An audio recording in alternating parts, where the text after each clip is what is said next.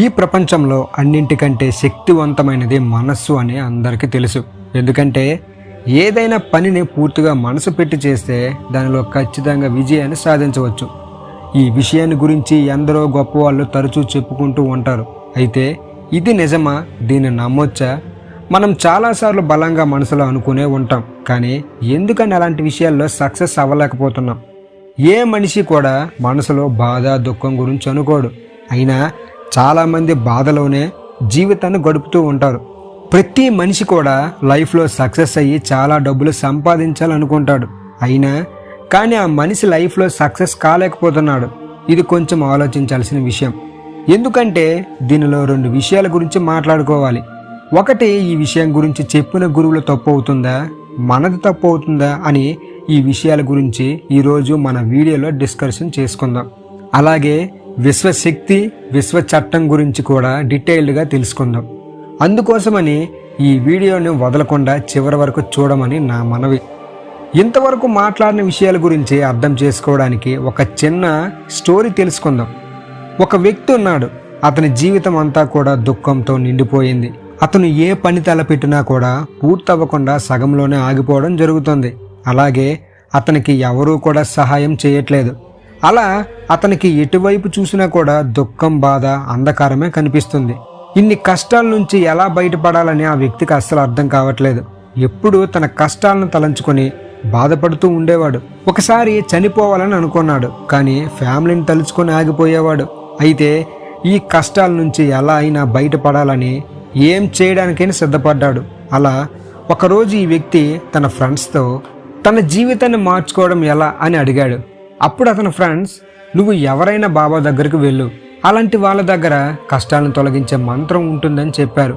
ఆ మంత్రాన్ని నువ్వు తెలుసుకుంటే జీవితం అంతా సుఖ సంతోషాలతో నిండిపోయి చాలా డబ్బు వస్తుందని చెప్పారు.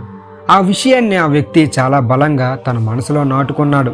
అలా ఏ బాబా గురించి తెలిసినా అక్కడికి వెళ్ళేవాడు. అలా బాబాకి తన కష్టాలను చెప్పుకొని జీవితాన్ని మార్చుకోవడానికి ఏదైనా ఉపాయం ఉంటే చెప్పమని ప్రాధాయపడేవాడు. ఆ బాబాలు కూడా ఏదో ఒకటి చెప్పి బదులుగా అతని దగ్గర డబ్బును తీసుకునేవారు. అయితే ఈ వ్యక్తి బాబాలు చెప్పినవన్నీ నిష్ఠగా పాటించేవాడు. అయితే అప్పటికీ కూడా తన సమస్యలు తీరలేదు. చెప్పాలంటే తన జీవితంలో కష్టాలు ఇంకా ఎక్కువైపోతున్నాయి. అతని దగ్గర ఉన్న కొద్ది డబ్బు కూడా తరిగిపోతూ వచ్చింది. అప్పుడు అతనికి బాబాల దగ్గరికి వెళ్ళడం వల్లే ఇంకా కష్టాలు ఎక్కువైపోతున్నాయని అనిపించింది. దానితో బాబాల దగ్గరకు వెళ్ళాలా వద్దా అని కన్ఫ్యూజన్లో పడ్డాడు. అయితే ఇంకో వ్యక్తి ఈయనకి ఎవరైనా పండితుడిని పిలిచి ఇంట్లో పూజ చేస్తే కష్టాలు తొలగిపోతాయని సలహా ఇచ్చారు. అప్పుడు ఈ వ్యక్తి ఆ పండితుడిని పిలిచి ఇంట్లో పూజ చేయించాడు. అందుకు బదులుగా పండితుడు దక్షిణలు కూడా బాగానే తీసుకున్నాడు. అయితే అప్పటికే ఆ వ్యక్తి జీవితంలో ఎలాంటి మార్పులు రాలేదు. దాంతో ఆ వ్యక్తి ఇంకా బాధపడుతూనే ఉన్నాడు. ఏం చేసినా నా జీవితం ఇంతే అని ఫిక్స్ అయిపోయాడు. అక్కడతో జీవితం ఇంకా దారుణంగా మారిపోయింది. అలా సమయం గడుస్తూ ఉంది. ఒకానొక రోజు ఎలాంటి డబ్బులు తీసుకోకుండా కష్టాల గురించి పరిష్కారం చెప్పే బాబా గురించి తెలిసింది. అందుకని ఈ వ్యక్తి ఆ బాబాను నమ్మాడు. అలాగే ఆ బాబా దగ్గరకు చేరుకున్నాడు. అప్పుడు బాబా ధ్యానంలో ఉన్నాడు. ఆ వ్యక్తి బాబా ధ్యానంలో నుంచి బయటకు వచ్చేంత వరకు ఎదురు చూస్తూ ఉన్నాడు. కొంతసేపటికి బాబా కళ్ళు తెరిచి ఎదురుగా కూర్చున్న దుఃఖంతో ఉన్న అతన్ని చూశాడు. అతన్ని చూడగానే ఎన్నో కష్టాలతో బాధపడుతున్నాడని బాబాకి అర్థమైంది. అప్పుడు బాబా అతన్ని, నీకేం కావాలి, ఇక్కడికి ఎందుకు వచ్చావని అడిగాడు. అప్పుడు వ్యక్తి, బాబా, నా జీవితంలో ఎన్నో కష్టాలను అనుభవించాను, ఇప్పటికే అనుభవిస్తున్నాను. వీటన్నిటి నుంచి ఎలా అయినా బయటపడాలని అనుకుంటున్నానని చెప్పాడు. ఎందరో మాటలు విని ఎన్నో ప్రయత్నాలు చేశాను, కానీ నా జీవితంలో ఎలాంటి మార్పు రాలేదని చెప్పాడు. అయితే మీ గురించి చాలా గొప్పగా విన్నాను, అందుకే మీ దగ్గరకు బాగా నమ్మకంతో వచ్చాను. ఏదో ఒక మార్గం చెప్పి కష్టాల నుంచి నన్ను దూరం చేయండి అని ప్రాధేయపడ్డాడు. మీరు ఎంత కష్టమైన పని చెప్పినా కూడా నేను చేయడానికి సిద్ధంగా ఉన్నాను అన్నాడు. అప్పుడు ఆ వ్యక్తి ఎంత దుఃఖంలో మునిగి ఉన్నాడో ఆ బాబాకి అర్థమైంది. అప్పుడు ఆ బాబా ఆ వ్యక్తితో కష్టాలను దూరం చేసే మంత్రం అంత సులభంగా ఏం దొరకదని చెప్పాడు. దానికోసం చాలా కష్టపడాలి, నువ్వు చేయగలవా అని అడిగాడు. అది విని ఈ వ్యక్తి, ఈయన కూడా అందరిలానే బాబాని అని అనిపించింది. అయితే వేరే దారి లేక ఆ వ్యక్తి, బాబా మీకు ఎంత ధనాన్నైనా ఇవ్వడానికి నేను సిద్ధంగా ఉన్నాను, కానీ మీరిచ్చే మంత్రం మాత్రం ఖచ్చితంగా పనిచేయాలి.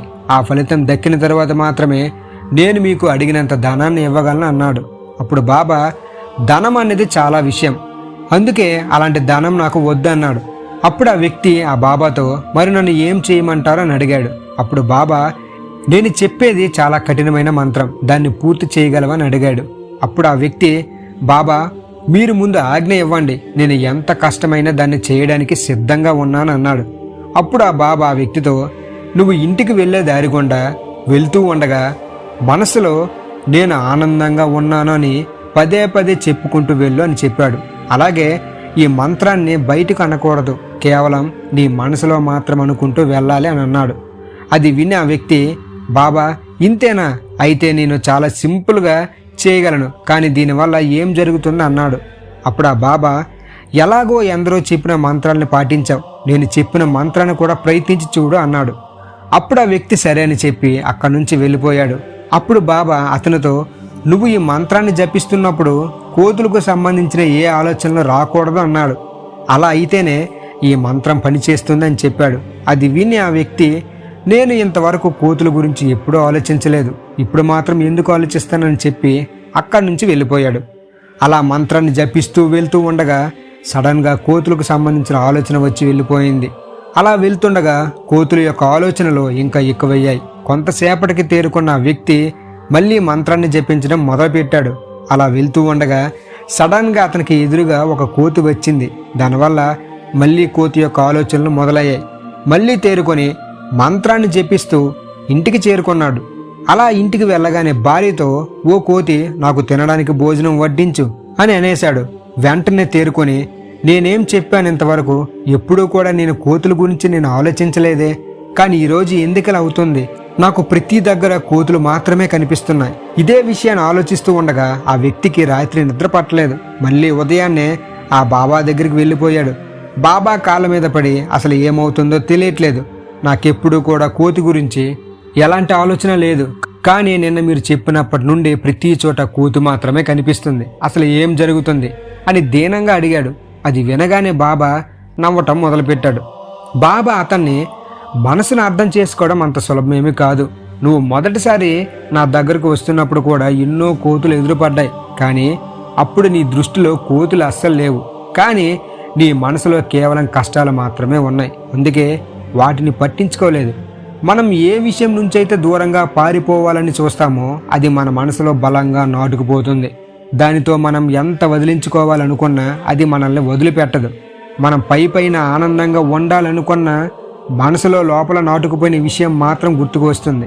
అందుకే నేను ఆనందంగా ఉన్నాను అని ఎంత తరించినా కూడా నిజానికి సంతోషంగా ఉండలేం.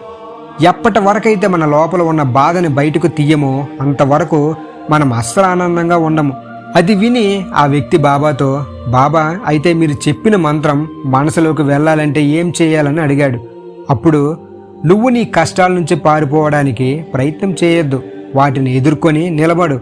నువ్వు ఎప్పటి వరకైతే కష్టాల నుంచి తప్పించుకోవాలని అనుకుంటూ ఉంటావో అప్పటి వరకు నీ బాధ తొలగిపోదు. అందుకే కష్టాల్ని ధైర్యంగా ఎదుర్కొని వాటి గురించి ఆలోచించడం మానేస్తే అవి వాటంతటవే నీ నుంచి తొలగిపోతాయి.